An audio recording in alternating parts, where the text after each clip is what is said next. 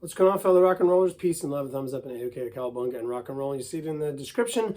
We're going to be doing the major 7th chords in alphabetical order. A major 7, B major 7, C major 7, D major 7, E major 7, F major 7, and G major 7. What they look like and what they sound like. So let's get right to it.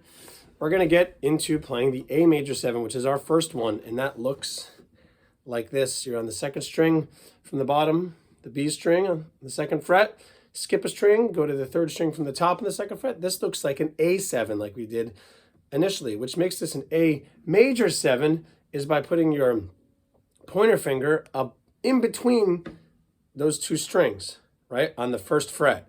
So we're on the 2nd fret, bottom, 2nd string from the bottom, and the 3rd string from the top. You're skipping a string. That's the string that you skipped. You're going to put your pointer finger on the 1st fret of that string, which is the G string. And that plays A major 7.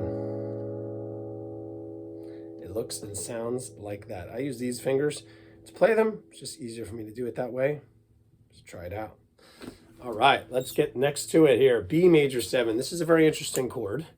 Your hand is might feel a little strange playing this, but it's okay. We can get through it. And so what I like to do is I put my pointer finger on the bottom string of the 2nd fret. And then you come to the 2nd string from the bottom, the B string, on the 4th fret. But if you're going to do this the right way, I would actually use my ring finger here and not my pinky. Why? Because we're going to be playing another string higher up. It's going to be very kind of odd to play this sort of chord. You can do it this way that I have it right now.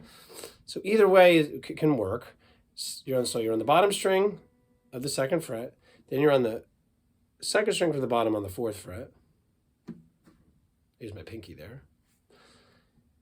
You bring your middle finger to the 3rd string from the bottom, the G string of the 3rd fret. And then you're going to bring your ring finger up to the 3rd string from the top, the D string on the 4th fret. So you could play it like this, or you could play it like this. If you really can hold those strings down with that one finger, it might be easier to do this, but your hand does look a little funky. But this is what the B major 7 sounds like and looks like. And with this chord, you want to make sure that you try not to play the top 2 strings. You're going to play the highest string you're going to be holding down is the D string, the 3rd string from the top. So you want to start from there and strum down if you can. If you play the top 2 strings like that, it makes it sound kind of funky. So it looks and sounds like this, B major 7. All right, that one's a little bit of a funky looking one, but that's okay. Now we're going to get into C major 7. Now this one only requires 2 fingers. It's like playing a C chord. You know, you get your fingers of a C chord like this. And all you got to do is take your pointer finger off. That's it. And you leave the other 2 where they are. 2nd string from the top on the 3rd fret. That's the A string. 3rd fret you hold down. And 3rd string from the top on the 2nd fret.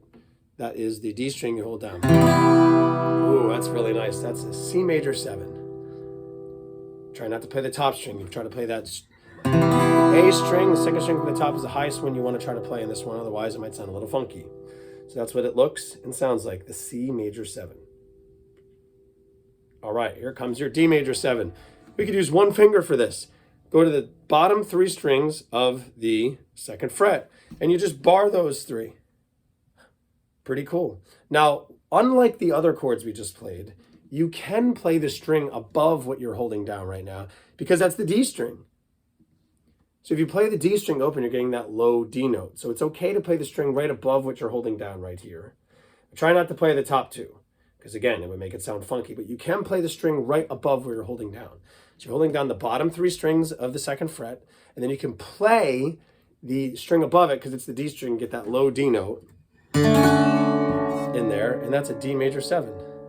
Pretty cool, right? That's what it looks and sounds like. All right, now moving on to the E major 7. This one is definitely a little interesting.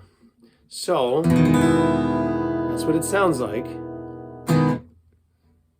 It's kind of like a reverse A minor or a reverse E major. So you're going to bring your ring finger to the second string from the top, the A string on the second fret.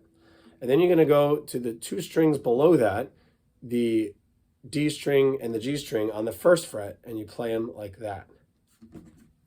That's an E major 7. You play the top string because that's your E, low E note. You can play all the strings here if you want.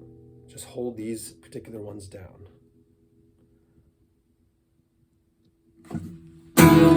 All right, on to F major 7. An F major 7 is pretty much just like an F major, except you're adding one extra finger to the mix.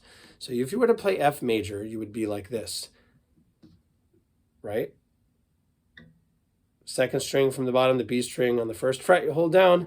Third string from the bottom on the second fret, you hold down. And then third string from the top on the third fret, you hold down. And you could try to play just those strings that you're holding down. To play an F major 7, all you got to do is add your ring finger or your pinky finger, whichever one you're not using, on the third fret, and you put it on the string above where you're currently holding down. So the second string from the top on the third fret, your A string, and that plays an F major 7, just gives it that little extra oomph as opposed to playing this.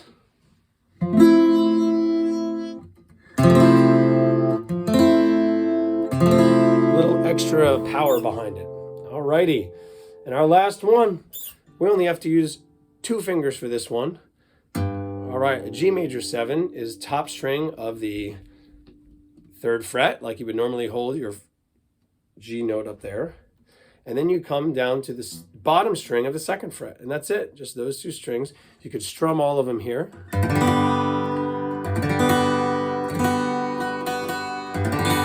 And that's what a G major 7 sounds and looks like. Pretty cool, right? So let's review all together quickly. A major 7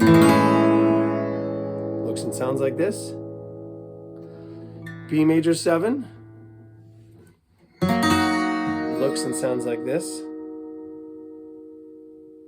C major 7 looks and sounds like that. D major 7 looks and sounds like that. E major 7 looks and sounds like that. F major 7 looks and sounds like that. And our G major 7.